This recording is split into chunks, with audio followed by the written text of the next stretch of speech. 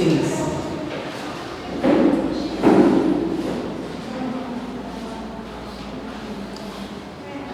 Eu quero falar sobre um dos que é considerado, que foi um decreto da Igreja Católica, que é considerado um dos pecados capitais, e que ele é algo sério, ele é algo muito sério, tá? A gente tem que se proteger, mas principalmente proteger o coração desse sentimento, se proteger para que esse sentimento na vida de outras pessoas não venha nos paralisar, não venham nos desanimar e fazer com que a gente venha parar de trabalhar, tá bom? A inveja, porque tem muitas pessoas que ficam oprimidas, ficam preocupadas, ficam angustiadas por causa da inveja de outras pessoas, e elas acabam paralisando a sua vida. Mas se você paralisar, você não vai investir nos teus sonhos, logo você não vai realizá-los. E as pessoas, uma pessoa paralisada pela inveja não vai trabalhar. E só o trabalho nos leva a conquistar, então, só o trabalho, só esforços e trabalho nos leva a conquistar, só plantação nos leva a conquistar. E se você fica paralisado, você pode ter certeza de uma coisa: você não trabalha, e as pessoas, elas não invejam o teu trabalho. Enquanto você está plantando, enquanto você está cavando o poço, ninguém te inveja. As pessoas invejam a tua conquista. Só que conquista não acontece do dia para a noite, nem cai do céu. Conquista é através de esforço, de trabalho, de investimento em sonhos. Gênesis capítulo 26, só pegar aqui uma história, mas a gente não vai estudar essa história, tá? Até porque se a gente ficasse nessa história, a gente ia tirar muita coisa. Mas eu não quero estudar essa história, só quero pegar rapidamente aqui o que aconteceu, os principais pontos, Gênesis capítulo 26.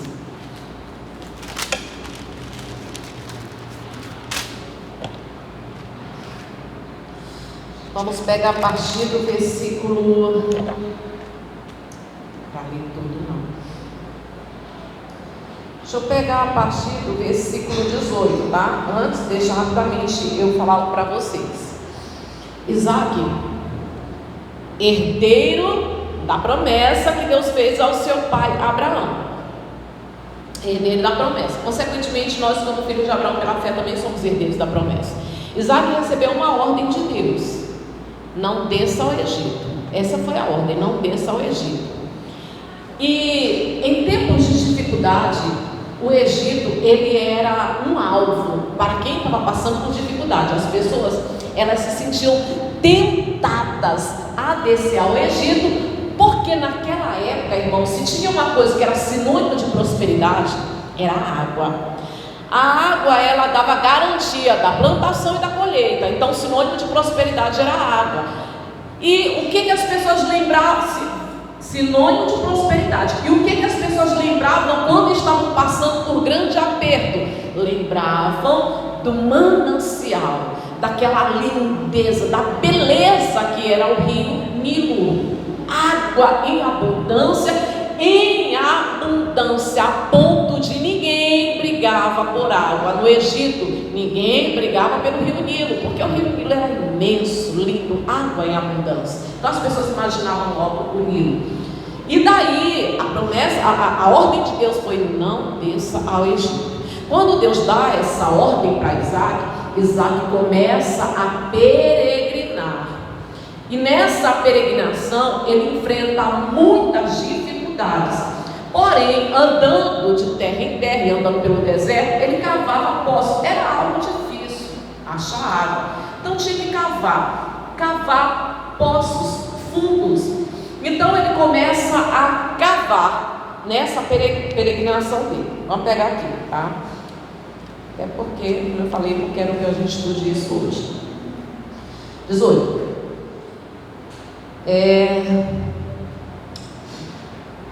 Só mais uma coisa aqui, tá? Ele foi convidado a sair, a se retirar pelo rei Abimeleque. 17, vamos pegar 17. Então Isaac saiu dali e se acampou no vale de Gerar, onde habitou. E tornou Isaac a abrir os poços que se cavaram nos dias de Abraão, seu pai, porque os filisteus os haviam entulhado depois da morte de Abraão. Eles deu os mesmos nomes que já seu pai lhe havia posto. Você está vendo que ele cavou poços que já existiam, já haviam sido entulhados, existiam na época de Abraão. No versículo 19: cavaram os servos de Isaque no vale e acharam um poço de água nascente. Mas os pastores de Gerar contenderam com os pastores de Isaque, dizendo: esta água é nossa.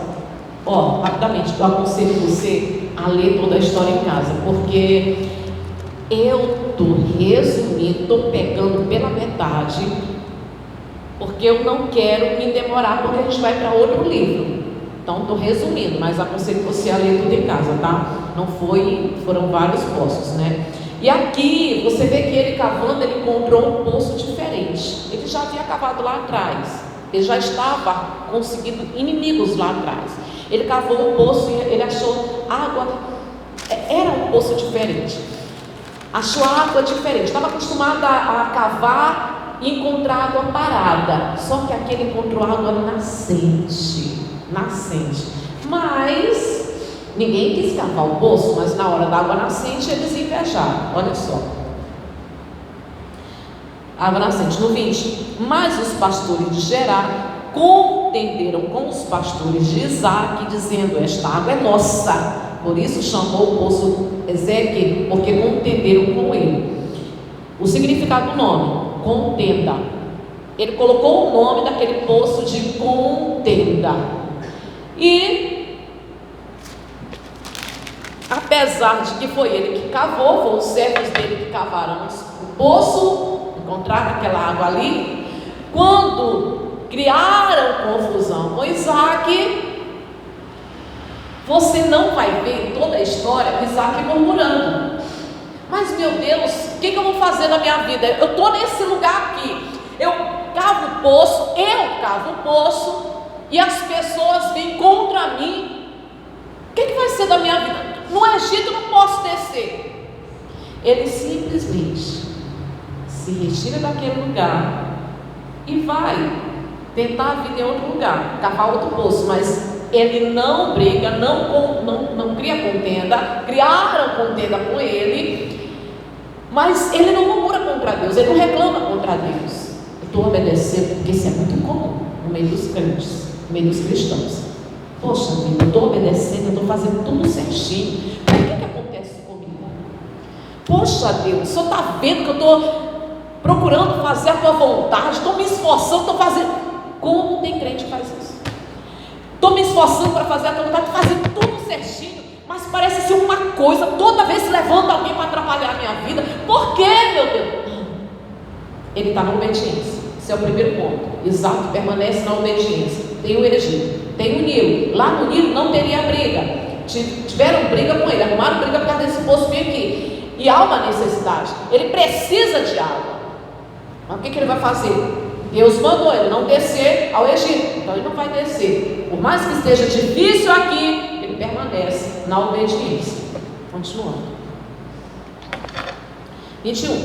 Então cavaram outro poço, e também por causa desse contenderam. Por isso recebeu o nome de Sitna. Esse daqui o significado é inimigo, tá? O poço da inimizade. Poço da inimizade, ou seja, assim, como se ele dissesse assim: eu estou trabalhando, cavando poços para achar água, e a única coisa que eu estou achando é inimigos. A única coisa que eu achei aqui foi inimigos. Então ele colocou o nome de inimizade, o poço da inimizade. 22. Partindo dali, cavou ainda outro poço, e como por esse não contenderam, chamou-lhe Rebote e disse: porque agora nos deu lugar o Senhor, e prosperaremos na terra. Dali subiu para Berseba. Ponto. E aí ele colocou o nome daquele poço: Poço da Prosperidade. Por que o poço da prosperidade? Porque ele não desistiu. porque ele continuou investindo nos sonhos dele. O sonho dele era prosperar, o sonho dele era dar sustento para a família dele, para os servos dele, era prosperar. Ele não desistiu, ele não ficou desanimado, porque toda vez que eu cavo o poço, porque eu estou lutando, mas sempre acontece uma coisa, parece que nada dá certo para mim, coisa que as pessoas têm o hábito de falar, parece que nada dá certo para mim, porque toda vez que eu consigo uma coisa que eu penso que vai dar certo, aparece um atrapalho. Não, ele permaneceu na obediência, até porque, irmãos, em dificuldade, ele obedece a Deus, olha só, em dificuldades, em terras de dificuldade, ele permanece na obediência, porque ele considera Deus digno de confiança. Diz para ele não descer, ele não vai descer. Ele considera que Deus é digno de confiança. Se ele diz que não é para me descer aonde tem água em abundância, é porque ele vai prover. E quando ele chega nesse poço e ele encontra lugar de prosperidade, Deus fala com Isaac. Deus fala com ele. Como quem diz assim: você pensa que eu estou observando tudo que está acontecendo contigo? Olha só. 24. Na mesma noite lhe apareceu o Senhor e disse: eu sou Deus de Abraão, teu pai. Não temas, porque eu sou contigo. Abençoar-te-ei e multiplicarei a tua descendência por amor de Abraão, meu servo. Então levantou ali um altar e, tendo invocado o nome do Senhor, armou a sua tenda, e os servos de Isaac abriram ali um poço. Guarda duas coisas daqui: altar, tenda, tá? Altar, aliás, três coisas: altar, tenda e poço. A gente vai para ali, depois a gente volta para cá. Então, Deus falou com Isaac, em outras palavras: Isaac, eu sou contigo. Tudo que estava acontecendo, eu não deixei de ser contigo. Eu sou Deus de Abraão, teu pai, e vou te abençoar por amor do teu pai. Eu disse para te não descer ao Egito, parece que estava dando tudo errado, mas eu deixei, eu permiti você passar por esse caminho difícil, permiti você passar pelo poço da contenda, pelo poço da inimizade, até você chegar no poço da prosperidade. Eu permiti você passar por isso, por esse caminho, por essa trajetória, para você chegar até aqui. Eu permiti, mas eu sou contigo, eu vou te abençoar. Deus estava com ele o tempo todo. Agora, Isaac, ele foi vítima de inveja. De inveja. E se tem um sentimento, irmãos, que, como diz o livro de Provérbios, é como podridão nos ossos, é a inveja. E ela é real, e ela existe. E no livro de Êxodo, acho que é o capítulo 30, deixa eu ver aqui, é o capítulo 20, 17, não vai lá não, continuando só referência, porque a gente vai para outra aqui. Deus, ele fala que a gente não pode invejar. A cobiça é a inveja. Então ele diz assim: vocês não devem invejar nada de ninguém. Aí ele coloca o boi e coloca até o jumento, que nós estávamos falando na quarta-feira, porque jumento era um animal que era valorizado. Então ele diz assim: vocês não devem cobiçar, invejar nada de ninguém. Não invejem nada de ninguém. Em outras palavras, se nós quisermos ter alguma coisa, nem esperar cair do céu e nem esperar as coisas acontecer. Tudo se conquista através de sonhos, de investir nos sonhos, trabalho e esforço, mas não cobiçar, porque a inveja, ela faz você mudar, desviar o teu foco para aquilo que é do outro, achando que aquilo que pertence ao outro, digamos, o boi é mais gordo e a grama é mais verde, o casamento parece ser mais harmonioso e por aí vai.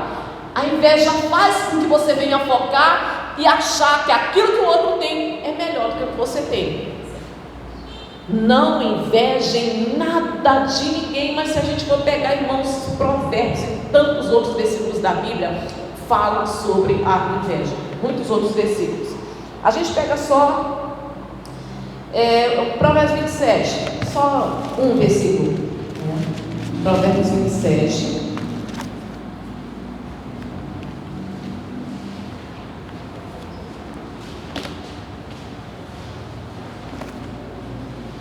Tem muitos, tá? Tem muitos versículos, capítulos e versículos, mas aí se eu for pegar tudo não dá. Então a gente pega só o 27, versículo 4. Diz assim, olha, chegaram, né? Diz assim, olha: cruel é o furor e impetuosa a ira, mas quem pode resistir à inveja?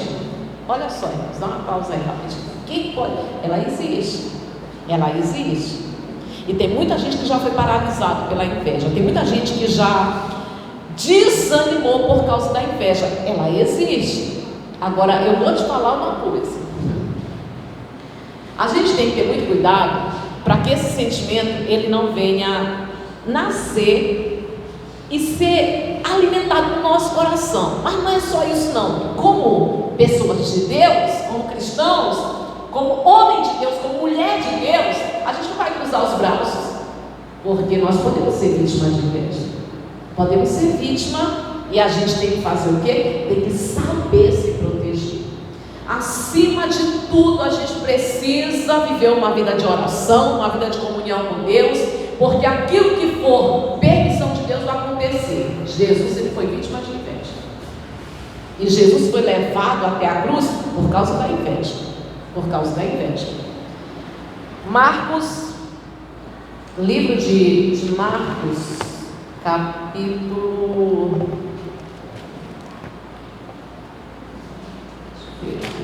7.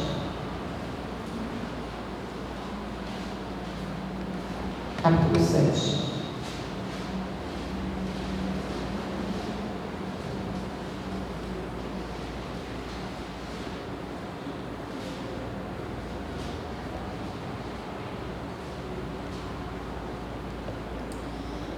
Ele foi vítima de inveja. E os fariseus, eles foram duramente, mais uma vez, repreendidos por Jesus. Eles não aceitavam o fato das pessoas, do povo, da multidão, considerar Jesus filho de Deus. Eles não aceitavam isso. Inveja, não se inveja. E também a forma de Jesus lidar com a multidão, inclusive curar pessoas de outras nações, porque para eles, gentios, essa palavra gentil significava impuro, sujo, eram as pessoas consideradas impuras. E Jesus, ele curava pessoas de outra nação, como foi o caso da mulher cirofenícia, que vem logo aqui, nessa mensagem aqui. E eles reclamaram para Jesus que os discípulos de Jesus não lavavam as mãos, que era uma coisa muito comum entre eles. Todas as vezes que eles chegavam em casa, antes de qualquer refeição, eles lavavam as mãos e o antebraço, porque eles poderiam ter passado na feira, ter algum contato com algum animal impuro, ou uma pessoa impura, sabe lá, se não triscou uma pessoa de outro país, um gentio. Então, eles acreditavam que se eles encostassem uma pessoa de outro país, um gentio, eles estavam impuros. Chegavam em casa, lavavam as mãos e o antebraço, pronto. Ali era o ritual da purificação e eles estavam purificados da sujeira espiritual. Pronto. E aí Jesus critica eles duramente, dizendo o seguinte, 18: então lhes disse: assim vós também não entendeis? Como podeis, como compreendeis que tudo que há fora entra no homem, não pode contaminar? Porque não entra no coração, mas no ventre, e sai para lugar escuso. E assim considerou ele puros todos os alimentos. E dizia: o que sai do homem, isso é o que contamina. Porque de dentro do coração dos homens é que procedem os maus desígnios, prostituição, os furtos, os homicídios, os adultérios, a avareza, as malícias, o dolo, a lasciva, está aqui, ó, a inveja. Poderíamos estudar tudo isso daqui, mas eu quero destacar a inveja, a blasfêmia, a soberba, a loucura. Ora, todos estes males vêm de dentro e contaminam o homem. Jesus, ele fala, a inveja existe, e ele estava sendo vítima de inveja. Levaram ele para a cruz por causa da inveja.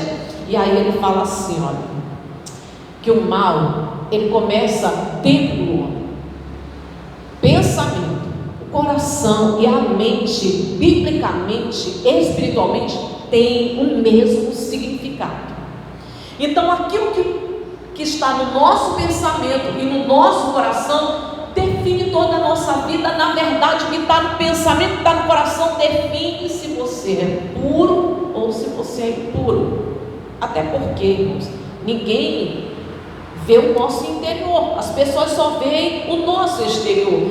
E exteriormente você pode ser uma pessoa muito limpinha, muito cheirosa, mas o nosso Deus, ele vê o interior e ele sabe, ele vê as intenções do coração. Aquilo que está na tua mente, aquilo que está na tua mente e aquilo que está no teu coração define se você é uma pessoa pura ou se você é uma pessoa impura. A nossa mente, ela é atacada constantemente por Satanás. Involuntariamente vem pensamentos impuros, vem pensamentos errôneos, vem pensamentos maliciosos ali, involuntariamente. Mas a gente precisa trabalhar contra isso, combater esses pensamentos, porque o que fica na nossa mente, o que fica no nosso coração, é isso que vai definir a nossa pureza ou a nossa impureza, a nossa sujeira ou estarmos limpos diante de Deus. Um coração limpo ou um coração sujo. Aí a gente tem que ter muito cuidado, porque esse sentimento ele pode se abrigar no nosso coração, olhar para a vida do outro e achar que o outro está se dando bem, que as coisas que o outro tem são coisas boas, e que a gente tem dificuldade de ter as coisas, mas não é assim. A gente tem o exemplo de Isaac. Então a gente percebe que Isaac, ele não desconfiou de Deus, ele não duvidou de Deus, ele não duvidou, ele estava ali na obediência. A gente volta para lá para fechar a mensagem com Isaac. Vamos lá. Nós podemos ser vítima desse mal, porém, o que nós, Gênesis, tá? O que nós vamos fazer? O que nós vamos fazer? Vamos combater ele, como Jesus combateu. Vamos combater com a palavra. Se há pensamentos, se há investidas de algumas pessoas de inveja para nós, irmãos, vamos crer e vamos combater com a palavra. Está repreendido em nome de Jesus, porque a palavra de Deus diz que aonde eu botar a planta dos meus pés, eu uso a palavra de Deus e repreende, porque tenta, esse mal existe, e ele, como Salomão diz, quem pode resistir à inveja? Irmãos, o simples fato de você viver em paz com a tua família pode despertar inveja de muita gente. Se pensa uma coisa hoje que é muito comum, é relacionamento que não dá certo, é casamento conflituoso. Então o simples fato de você viver em paz com a tua família pode despertar inveja de alguém. Salomão, quem pode resistir à inveja? O simples fato de você ter alguma coisa pode despertar inveja de alguém. E aí, o que você vai fazer? Você não vai parar. Olha o exemplo de Isaac, volta a dizer, porque você é homem de Deus, porque você é mulher de Deus, você pode ser vítima de inveja. Jesus foi vítima de inveja, você pode ser vítima de inveja. Mas a gente pega o exemplo de Isaac. Jesus, ele foi levado para a cruz porque era o propósito de Deus para a vida dele. E como José falou para os irmãos dele, vocês intentaram mal contra mim, só que Deus transformou em bênção. Não é o que as pessoas estão dizendo, fazendo, ameaçando, e ficar preocupada com o que estão falando, com o que estão ameaçando, com o que estão pensando. Não é isso. Eu vou viver uma vida parecida com a de Isaac, porque Isaac só prosperou porque, olha só, vamos pegar alguns exemplos aqui. Eu falei para você guardar 3 coisas aqui, né? No 25, ele levantou ali um altar. Dá uma pausa. Levantou um altar. E a gente tem que ter muito cuidado com o altar. O altar, ele é lugar de sacrifício. O altar é lugar de adoração. Se você quer resistir à inveja, combater, vencer a inveja e chegar no lugar da prosperidade,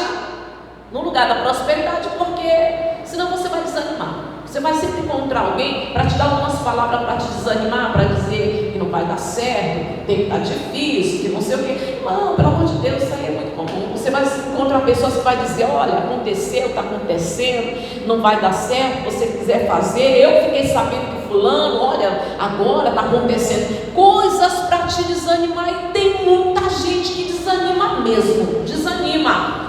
Isaac comprou pessoas para desanimá-lo. Só que o que ele fez? Ele continuou. Você não pode enterrar os teus sonhos. Você precisa continuar investindo nos teus sonhos.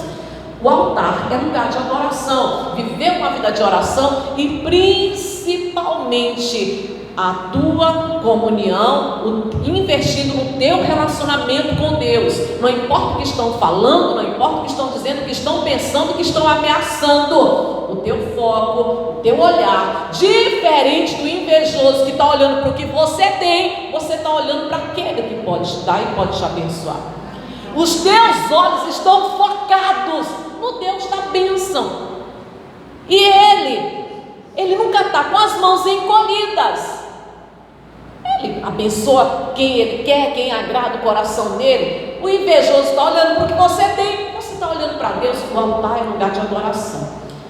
Ao invés de você estar preocupado, estar focado no que as pessoas estão dizendo, no que as pessoas estão ameaçando, no que as pessoas estão pensando, estão tentando desanimar, você permanece ali com o teu altar erguido, limpo, organizado, adorando a Deus.